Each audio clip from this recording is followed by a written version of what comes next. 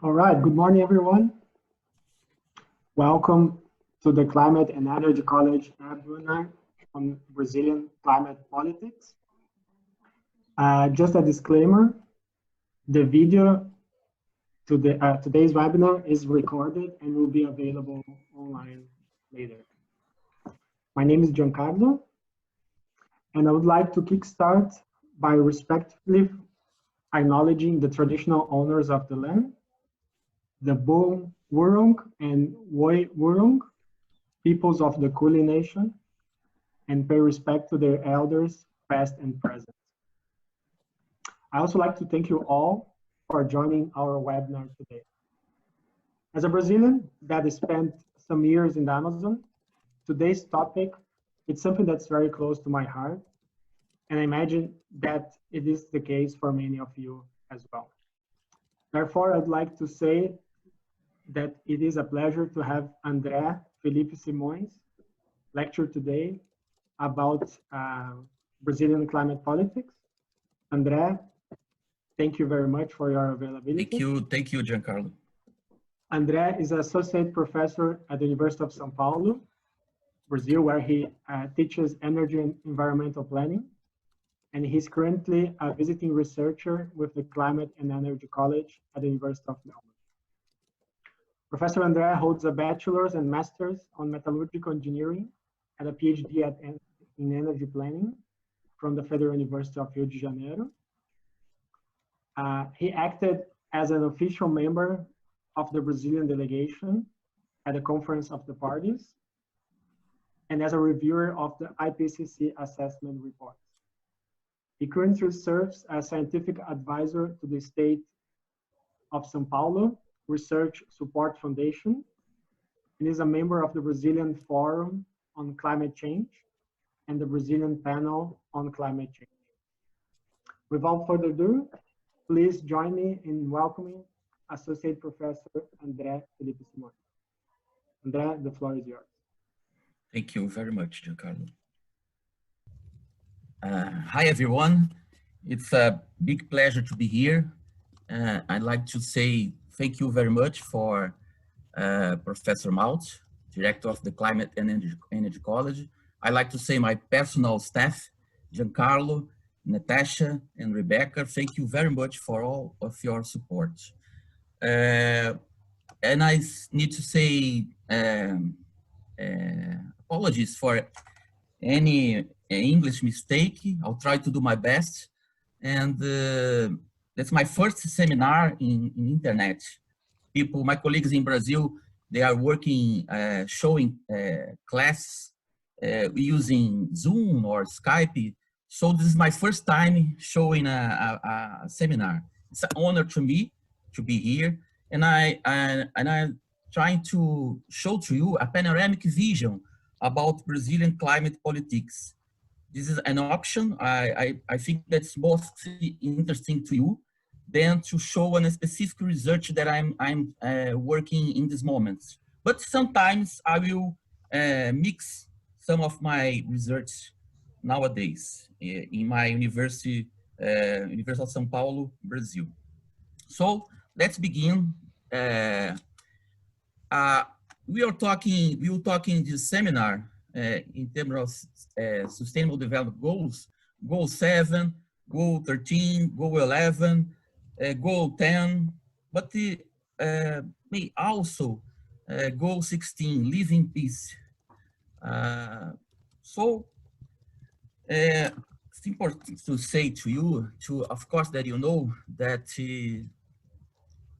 Brazil has responsible in solve this trouble, in deal with climate change. But in general, countries from the North Hemisphere contribute much more to the greenhouse gas emissions. And who will suffer the impact is countries from the south of the planet, mainly countries of the south of Asia and countries from Africa. So high vulnerability and low vulnerabilities. I like a lot of this study of Samson 2011. Brazil is the ninth largest economy in the world. Our GDP nowadays is closer to $2 trillion in 2019. Brazil, in any case, will play a crucial role in any efforts to meet the objective of a Paris Agreement. The same case in the case of the Kyoto Protocol. But very recently, since the election of the President Bolsonaro in January, in the end of 2018, the situation changes a lot. All the Brazilian climate policies have been overturned almost in their entirety. All of the efforts made by science in Brazil, by diplomats, by our environment ministry, nowadays we lost most of them. The budget of the national politics for climate change was reduced in 95% during the last year. So we'll try to understand what's the implication of this so hard change in our Brazilian climate politics and policies. And one of the most important things that the beginning to change the situation was the decision of President Bolsonaro in the end of 2018 to not host the COP25. It's a very disappointment situation for all of us who act, who studies, who works, supporting the diplomats during the COPs. But the reason that he presented to the Brazilian society was too expensive to realize this event in Brazil. So I'll try to present to you what is going on in terms of fires in Amazon, what's going on in terms of low carbon agriculture,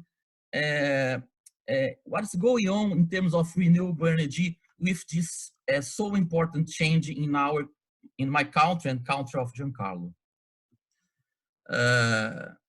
So Brazil lost its protagonism, and this situation impacts the international efforts to mitigate climate change. I also try to show to you some policies going on in terms of subnational policies. And also we have some good news, of course, some good news in terms of strategies and plans going on in terms of some of the main cities in Brazil, especially in the southeast region. For example, São Paulo, Rio de Janeiro, Campinas, Belo Horizonte, all of these cities in the southeast region of Brazil. Southeast region is the richest region of Brazil. I don't know if it's a good idea, but I plan to show to you now a different, unusual introduction, because our team is closer connected with the deniers, the climate deniers. And I find yesterday a very interesting video, and I like to share to you. Maybe some of you know a movie called Eric the Viking, features Terry Jones, is also attributed to the so wonderful artist from Monty Python group, comedy English group. I love Monty Python. They are very intelligent. The Terry Jones died in this year, in January. So I'll try to show to you the only 2 minutes to have a little fun in this so difficult moment. This is not happening. What do you say?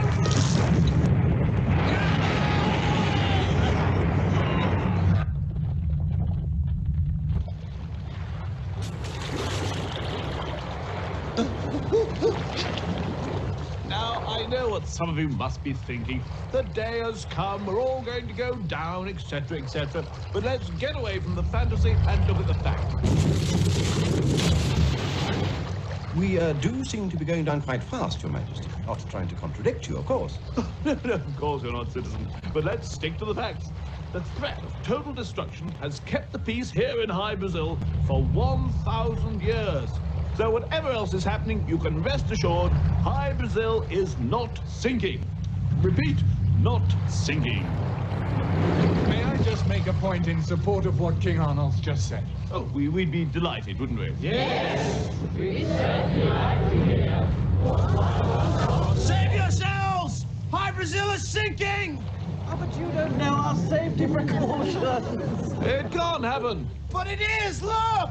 I already appointed the Chancellor as chairman of a full committee of inquiry into exactly what is going on. And in the meantime, I suggest we have a sing-song. Good idea.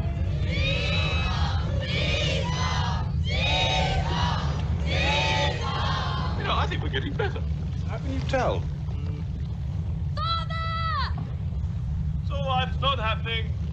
Father, it is! Get on board! No thanks. Who do you think you are? Panic bungers. Come on, over here! Leave us alone. Yeah, leave him alone. Sinking! High Brazil is sinking! Well, my dear, I think you'll find it's all a question of what you want to believe in, and I happen to have more experience in these matters than you do, I think.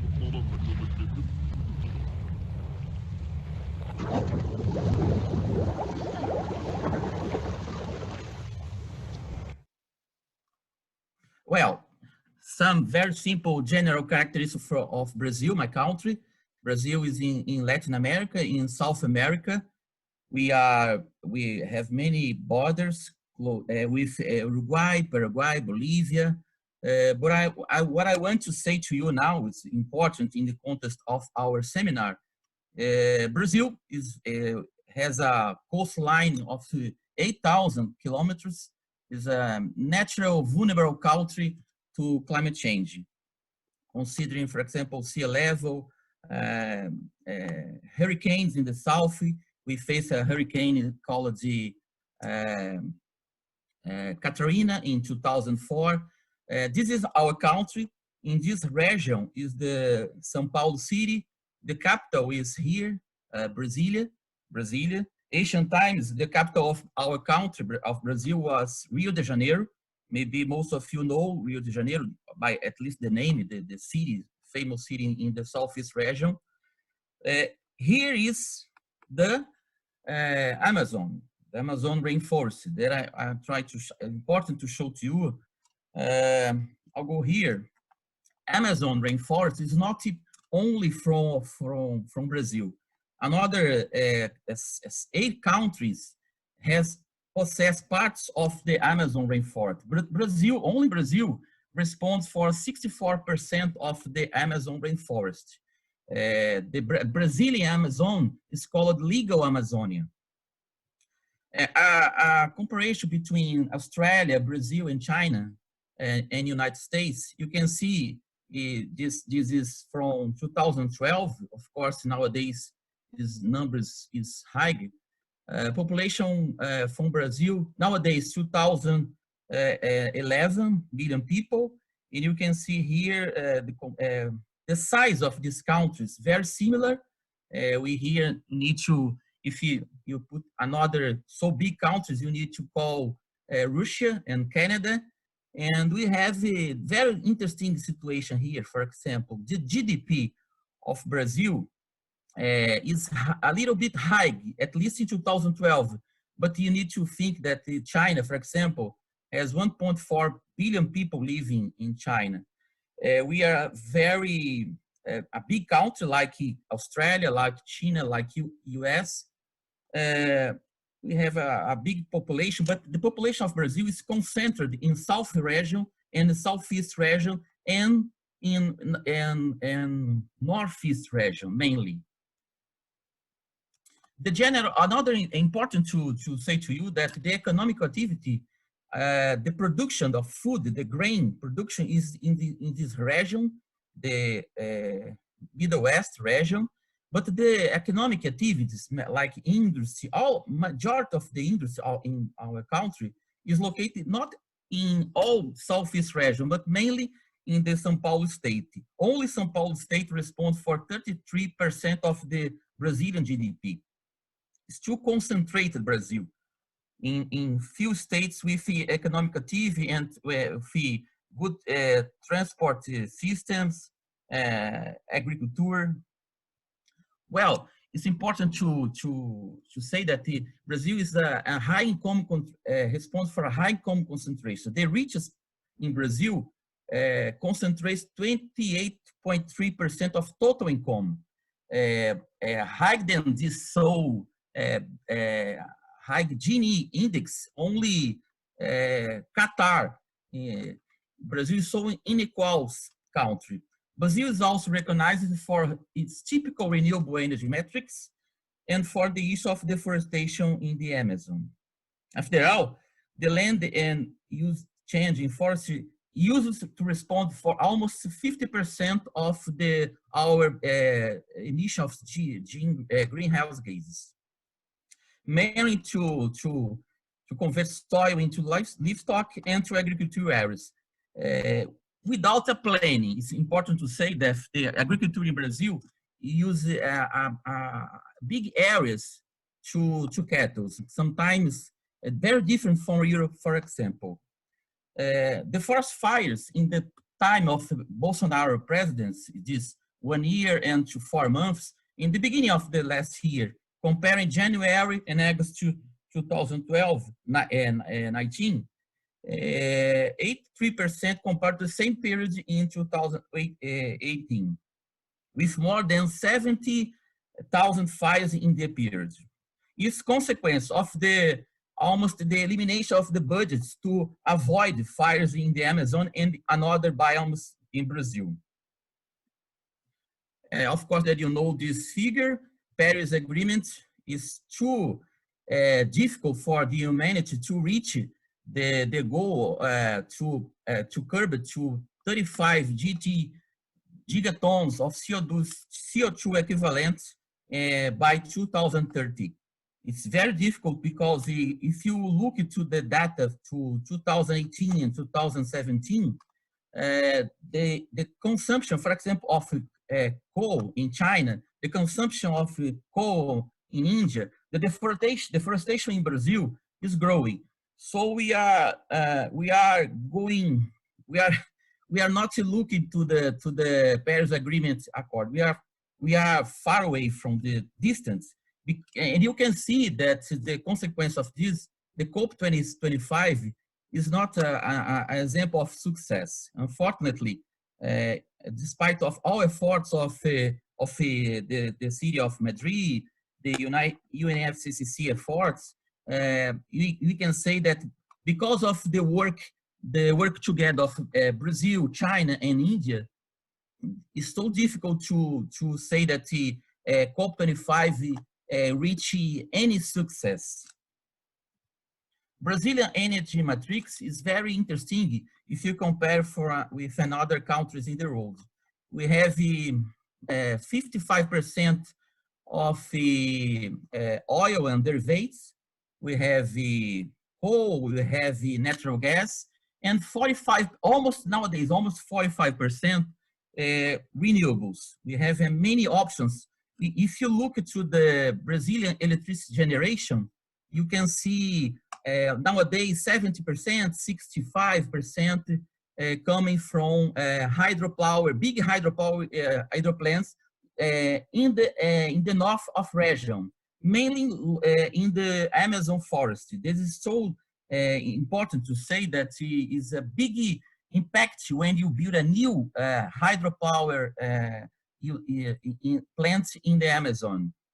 You can disturb the Indian population, the rivers, the way to feed the fish. Many people is affected during the building of a big hydropower plants. Well, the NDC, Brazilian National Determined Contribution, is to reach 37 reduction in terms of GHG in 2025 comparing to 2005. If you look to 2030, Brazil needs to reduce to 43%. It's not so difficult for Brazil because we have, as I told you, we have a wonderful participation of renewable energy in our primary energy offer. For example, in the world, the average is the participation of renewable energy is closer 15%. Brazil, almost 45, 43 nowadays.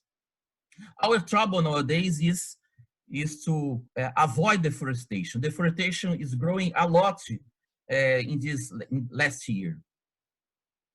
So Brazilian, the building process of NDC in Brazil was a result of a inclusive participation process with governance, business, third sectors, and academia. We think that our targets is very interesting comparing with another developing countries. For example, the most important thing I think is that our targets is that disaggregated by sector, different from, for example, the cases of Mexico, India, and China. They consider the carbon intensity. We have targets for sectors in Brazil.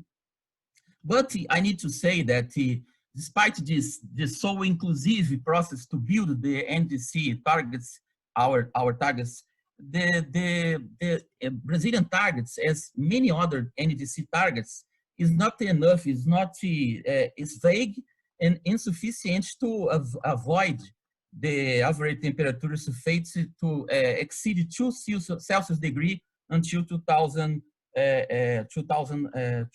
beginning of the end of this century. So it's important, as you know, if all countries reach their NDC, we will, as planet, reach 3 Celsius degree in 2100. The main strategy to achieve the Brazilian NDC is increase the share of sustainable bioenergy in Brazilian energy matrix to 18%. Restore, this is maybe the most difficult target. Restore 12 million hectares of forests. It's too difficult nowadays. Look at this, to achieve zero illegal deforestation in the Brazilian Amazon. It's another, as Brazilian, I can't understand this, to achieve zero illegal. Since I am working in the area of studying, researching, producing science in Brazil, looking to Latin America, it's difficult to accept this. Achieve zero illegal deforestation. So if it's illegal, we need to stop now. But we have many troubles to fiscalize this a so big country, especially in North region. Only 20% of the population lives in a territory. You can include many countries of Europe, for example, to reach 45% of participation of renewable energy in the energy matrix. It's very close to Brazil reach this. Obtain 10% of efficiency in the electric sector is also very close to reach this. Promote the use of clean technologies in the industrial sector. Stimulate measures of efficiency and infrastructure in public transportation and urban areas. In this special target, some interesting things is going on considering subnational policies. Brazilian emissions correspond to about 2% of the global GHG emissions. Nowadays, almost 2 billion tons of CO2 equivalent. As I told you, almost 50% from deforestation, 25% from agribusiness. So if you put together deforestation and agribusiness, we have the majority of the Brazilian emissions. But you have 21% coming from energy and mainly the use of energy in transport. Globally, nowadays, country is the 7th largest emitter. As I told you, maybe the most difficult, the most important target is to restore 12 million hectares of forests. Important issue is about the pre-salt oil reserves discovered by and matured by the Brazilian oil company, the main Brazilian company called Petrobras. Petrobras since 10 years, 12 years, discovered from researching from 20 years. And nowadays, Brazil produces all of the necessities, all Brazilian demands for oil. But considering a decision of not this government, Bolsonaro, but the last government, President Michel Temer, to import part of the total oil derivatives consumed in the country, mainly from the United States of America. It's a very interesting and it's not so good for the country to develop research, better schools, better hospitals, because we have in Brazil 13 refineries with enough technology to refine all of this oil. But Brazil is in very strange strategy, decide to export crude oil and import oil derivatives. It's not an intelligent idea. Well, as I told, Brazil is the second country in the world that most subsidies fossil fuels, behind only Saudi Arabia. In Brazil, approximately 16 billion per year since the last 4 or 5 years is devoted to the consumption of petroleum products. It was launched in the COP24 in the city of Katowice in Poland, the Brown to Green report. So enrolled in 2007, this kind of subsidy was $75 billion. In 2017, this same subsidy reached almost $150 billion. So the obvious conclusion is that we really want to deal with the climate change issue without considering this huge support to the oil industry in the world. It's difficult to face the issue of climate change. Of course, nowadays we are facing the coronavirus pandemic. The situation is so different, and so we have few time to analyze better what will be the consequence of this moment to the oil demand. But you know that the price is so down nowadays, reaching the low level in history in these recent days. As I told you, energy GHG emissions are more significant for subnational governments in Brazil. Power generation is in the hands of the federal government, but the use of energy, the demand of energy, is in the command of the state governments and even sometimes in municipalities. In this scale, because the government or the mayors know how to reduce energy.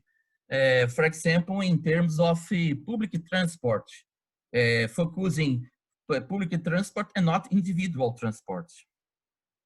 Consortiums of cities are new governmental sphere that can play an important role at vertical integration of low emissions policies. It's occurring nowadays in the state of São Paulo, and I'm taking part in the interesting research, connect with the mayor of the city of São Paulo, connect with some closed cities, big cities closed São Paulo. The big challenge for Brazil in terms of helping enroll the effort to mitigate climate change is to maintain the current share of renewables in energy generation consumption. I'm so sorry, because I think that you can see in a good way these letters here, but I say here, South and Central America, this blue part of the graphic, this blue color here, means hydroelectricity. This most important country here is Brazil.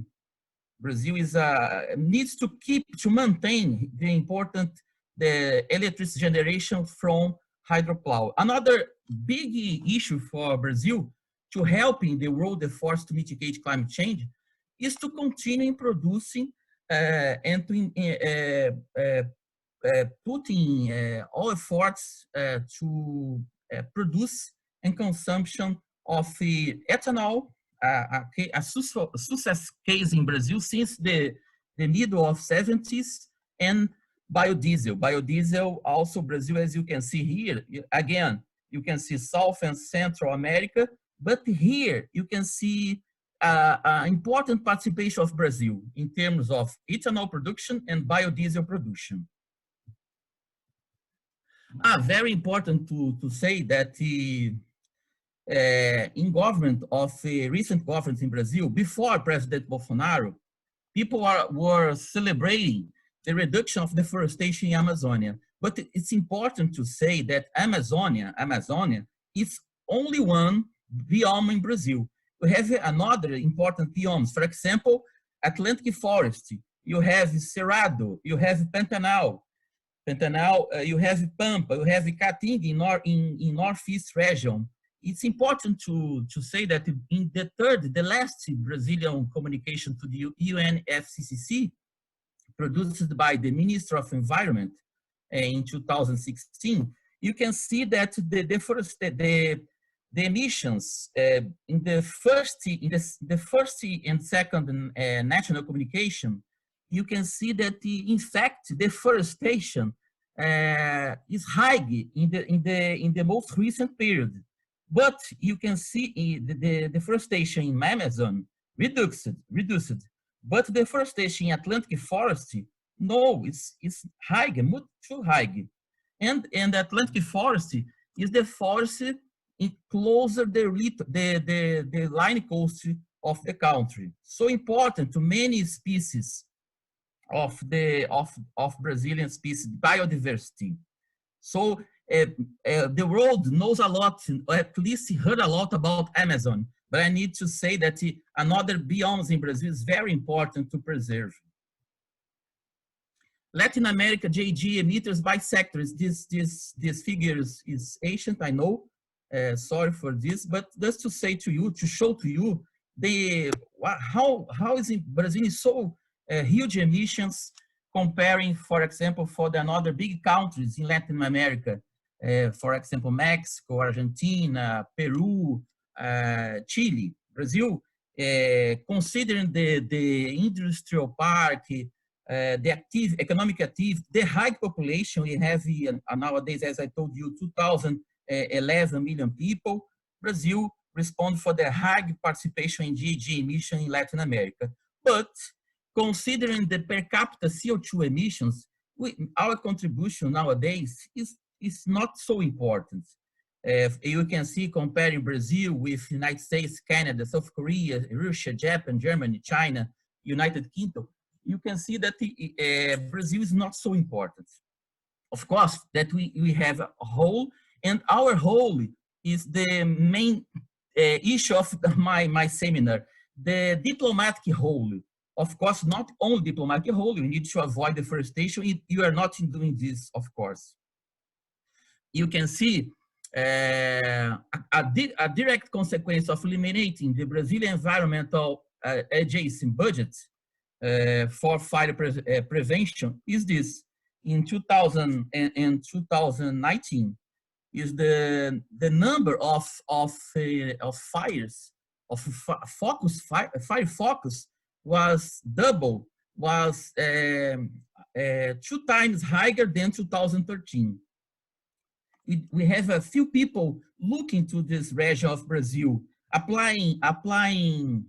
I will say this is some pictures from recent Amazon fires, and of course it's very difficult. It's not so easy to compare the fires in Australia, the recent fires in Australia, and the fires in Amazon. But it's important to say that the numbers are very similar. 370 in this period, closer to 392. But in Amazon, the fires is very connected with criminal attitudes. People who make deforestation to planting of soy, soybean, to put cattle, is connected with, much more connected with criminal. Also with climate change consequence, of course. But the difference in the Brazil, people put fires when trees are in the soil. Very different from the case of Australia, of course. Opportunity for Brazilian transport sector consider the use of energy in transport sector in Brazil, we have good news, a green light, as we call in college. I like a lot this. In 2018, 62.7% of the Brazilian fleet of vehicles was already flex fuel. The red light, you have a lot of propaganda in television, in many countries, I know this, but you don't have any public campaign saying you need to use more public transport, and you don't have too many important policies to improve the public transport. Other way, you have the increasing intensity of individual motorized transport is one of the main factors that contribute to accelerate pace of growth of GHG emissions in the country.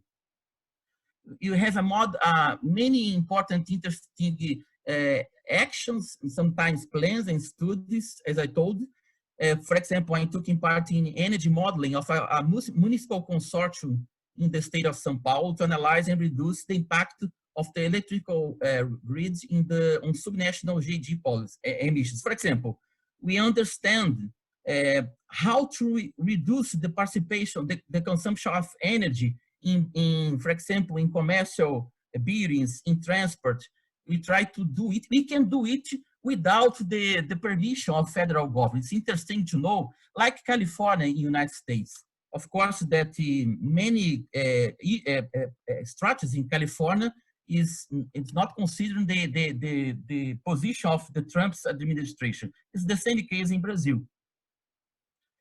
Another interesting example of subnational climate policy is the growing fast of the electrical bus fleet in some Brazilian big cities, mainly in the southeast region, Campinas and São Paulo, for example. I live in São Paulo and I can see this plan, and I work closer the mayor of São Paulo, and we are trying to plan and implement another strategies like public illumination, improving, and also, of course, reduction the energy consumption.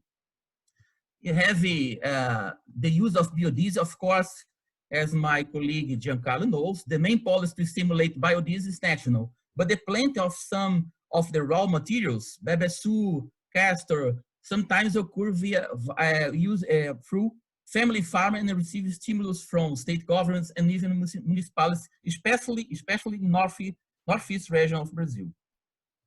Brazil, historic avant-garde in tackling climate change.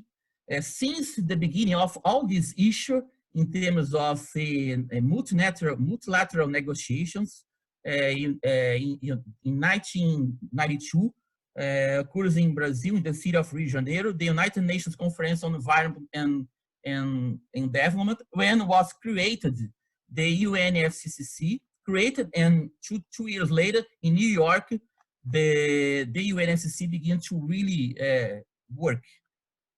This is very important picture showing the presidents, one of the most, the highest presence of chiefs of states and governments in the history of humanity, recent history. Brazilian delegation is very important, in particular in terms of building the flexibility mechanism related to Kyoto Protocol, in particular the clean development mechanism. Also, in terms of the policies and the debates considering the reduction emissions from deforestation and forest degradation in developing countries, they call it the REDD+. And also, of course, global policy to incentivize and promote the production and use of biofuels. Always, and I took part in COP conference, I'm called to support diplomats from Brazil, from Latin America, in terms of how we really produce ethanol in sustainable way. I try to show the reality, and the studies that we have shown that our product is not totally safety in terms of, for example, chemicals, toxics. We need to always try to show them the science vision, the science studies that we produce in our country in connection with another university in Brazil, in the world. In the recent COPs, in COP23 in Bonn, Germany, and COP24 in Katowice, Poland, the Brazilian delegation acted in diplomatic cooperation with the diplomats and scientists from Argentina and Uruguay, especially in the scope of the negotiations inherent to the G77 plus China. These strategies connect with the intentions to build a better energy security, scientific cooperation, energy integration. But Brazil is losing fast its historic protagonism in tackling climate change since Bolsonaro's event, as I called here. I told you that President Bolsonaro decided before being president, but he was elected in November 2018. He said COP25 would be too expensive to Brazil and decided not to realize the conference. Of course, this meant a lot of capacity and power for climate negotiation for all Latin America countries, but the bad news is, the really bad news, it represents a time loss in context of mitigation and adaptation to climate change. COP25, as I told you, ends without realizing its main objective to regulate Article 6 of the Paris Agreement. As I told, Brazil, China, and India work together to impose strong obstacles to this. But what it really means, the Bolsonaro administration for Brazilian climate politics? Not so good news I need to say to you. For example, in terms of data, in 2019, number of fires, the biggest number of fines related to environmental crimes imposed by the IBAMA. IBAMA is our environment agency. IBAMA is inside the Ministry of Environment. Brazilian Institute of the Environment and Renewable Natural Resources, was the lowest number of fines in the last 15 years. In terms of deforestation, the deforestation in Amazonia from January to November 2019 was 9,762 square kilometers, almost the size of the city of Melbourne. Consider the city of the Melbourne, the urbanized region of the city of Melbourne is the highest number in considered the last 10 years. 65 increase in deforestation of indigenous lands comparing January-November 2018 and January-November 2019. Invasions in native territories, 160, a sad historical record. Another very sad historical record is the 27 forest native leaders were murdered in 2019. So all this process is connected with too much violence against vulnerable people, mainly Indians, sometimes isolated Indians in North region, in Amazon region. I need to show to you very important, I think that a very important study published in the so famous periodic. I'm almost closing, Giancarlo. Okay. Nature published I studied a very recent, not so recent study, showing that Brazil is one of the countries most vulnerable to climate change. The 2 Celsius degree limit of average temperatures in relation to the pre-industrial period can be crossed in 2030 in the Mediterranean region, in central Brazil, and in the United States. And important to say that central Brazil produces is the region that Brazil produces the grains that is exported to all of the world, to Europe, to the United States, Canada, and many countries of the world, China. Agribusiness in Brazil uses excessive amounts of pesticides. 30% of the pesticides used in Brazil are prohibited in the European Union. In Brazil, incessantly, every moment, 24 hours a day, the TV media divulges in a pay advertisement, the agribusiness pop, agribusiness tech, but it's not so reality, it's not all the truth. Sometimes we have direct connections and sometimes indirect connection with the deforestation and of course GHG emissions. some plans of Bolsonaro governance for the current 2012, before the coronavirus pandemic, was decrease environmental protection, social protection laws, facilitate soil planting in the indigenous lands, opening Amazonia indigenous lands for exploitation of wood, opening Amazonia indigenous lands for mining, large-scale intensive agriculture in Amazonia. What really means President Bolsonaro or government Bolsonaro for Brazilian politics? Not so good news, very connected with the President Donald Trump. Many times I think that they are the same. Trump is the Trump of North and Bolsonaro is the Trump of the South. So a cartoon, not necessary to say anything. The initial idea, I'm almost close and finished, in the early of 2019, when President Bolsonaro assumed the government, was to merge the Minister of Environment with the Minister of Agriculture. Considering, you need to remember that agriculture is responsible in Brazil for part of the deforestation, also for the GHG emissions. But the Minister of Environment, however, continues to exist, but has lost a lot of its budget. And in addition, many of its sectors have simply been extinguished. For example, the Climate Change Secretariat. According to Ricardo Salles, the actual Minister of Environment in Brazil, climate change is not a priority. After all, global warming is a natural process. Sometimes this minister says that global warming doesn't exist. He's a denier, very famous. But evidently, in this so difficult, populist, totalitarian, maybe fastest political moment, not only in Brazil, of course, who is we? Civil society, conscious policymakers, science, won't give up, we fight against the consequences and causes of climate change. And there are many voices to inspire us. For example, this guy that I really love.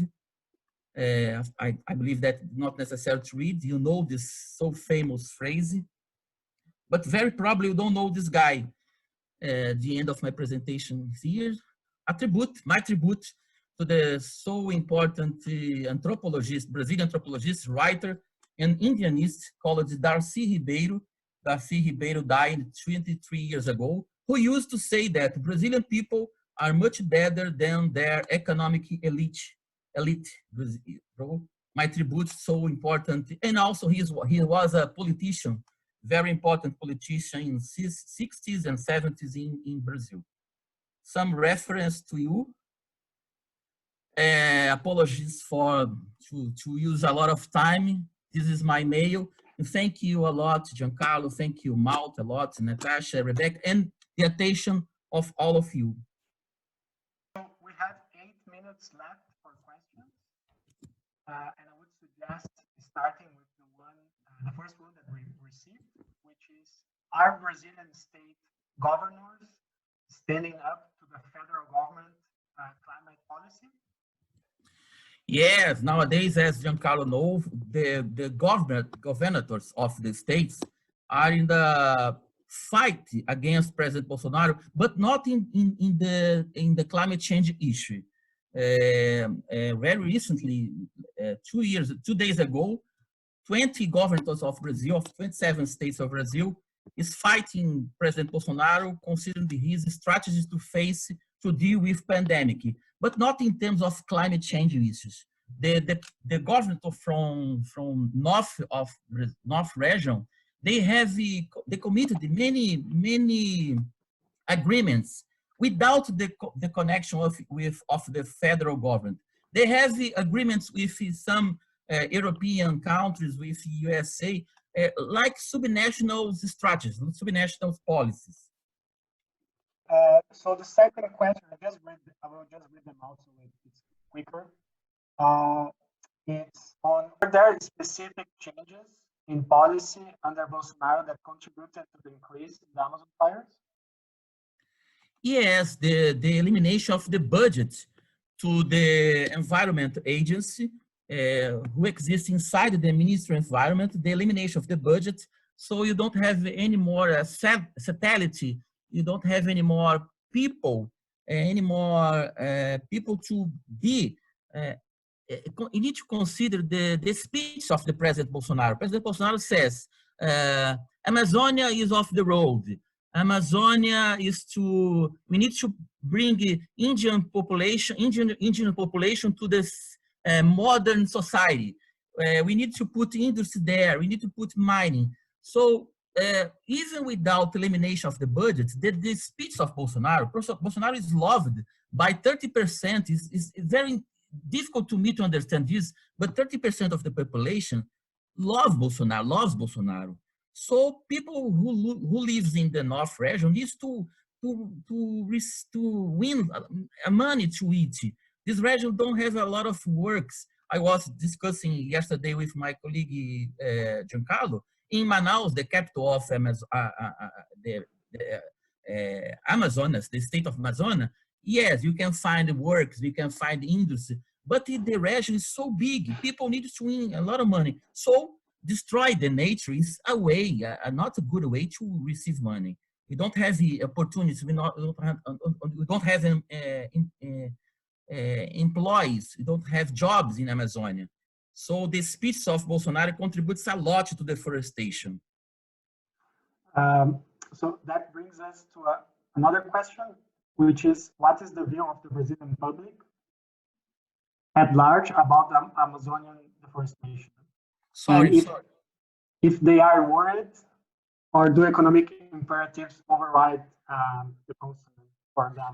Yes, all the reason is the economic imperative, because the actual government consider that the countries from Europe, countries from north of the road, destroy their forests, and they are nowadays developed countries. So why not do the same in Brazil? We need to use the forest, only considering the forest way to economic development, but not social development. Economic development for some people. As I told you, 1% of the population responds for 28 of the GDP. So this deforestation don't bring the motivation is economical vision. We need to make deforestation because Brazil will win a lot of money. We will reduce the unemployment. It is not true. The unemployment in Brazil is just growing since the election of President Bolsonaro. The beginning, 5 years ago, we had 5% of people without jobs. Nowadays, we have 13% of the Brazilian population without jobs. All right. So thinking about the economic connection with the deforestation, we have an interesting question that is, what might be the impact of the current fall of oil prices on climate policy in Brazil? It's a very interesting situation because the whole of Petrobras is losing a lot of importance in the GDP. The Asian 5 years ago, only Petrobras responded for 10% of the Brazilian GDP. With the reduction, important reduction of the Brent oil prices, very probably the consequences to the Brazilian economy will be terrible because Brazil still depends a lot of the Petrobras. And as Petrobras is exporting crude oil, Brazil will suffer the consequence of this not so smart, intelligent, considering the development of all countries. Because nowadays you can't receive a lot of money. The same strategy sometimes of Venezuela, putting a lot of strategies,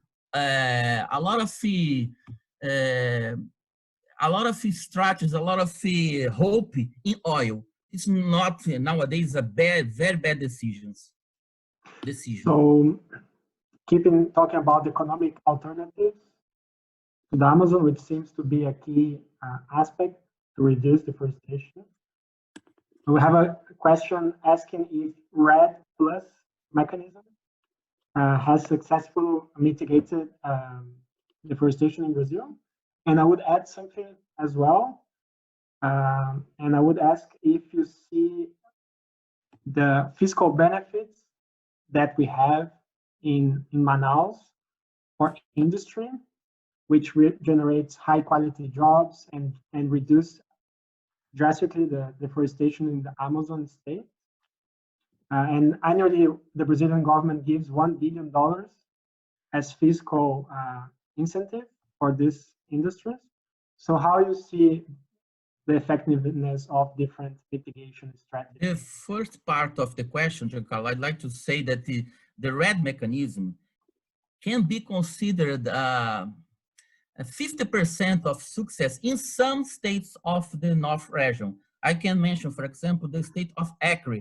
I was in COP24 in Poland, and the government of the people from the deputies, senator of Acre was showing and proving that the RED mechanism brings a lot of money there, and this money implies in conservation of the forest.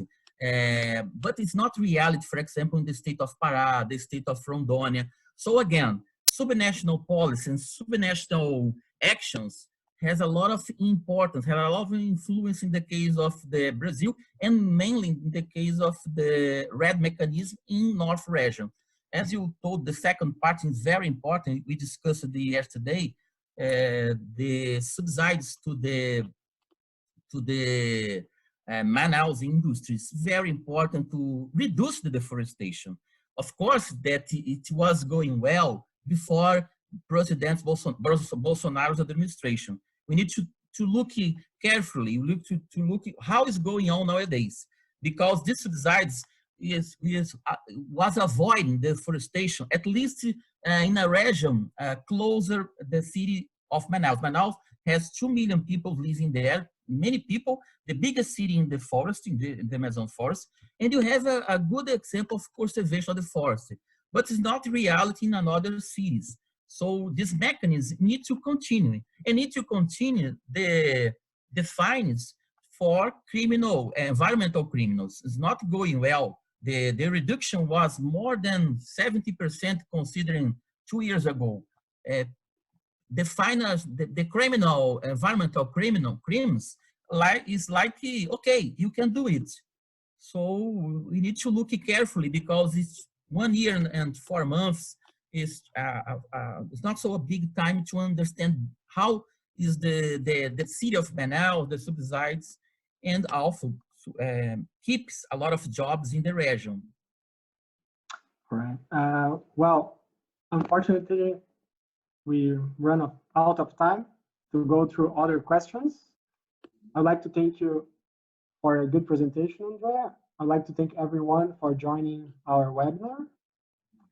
And with that, I would like to advertise our next seminar, which will happen the same time next week, and which will be given by Alan Pierce on the integration of energy efficiency into demand response and distributed energy systems. Please go to our website and join and register to have the opportunity to see this presentation as well. Thank you, everyone. Thank you very much. Stay safe and take care. Thank you very much.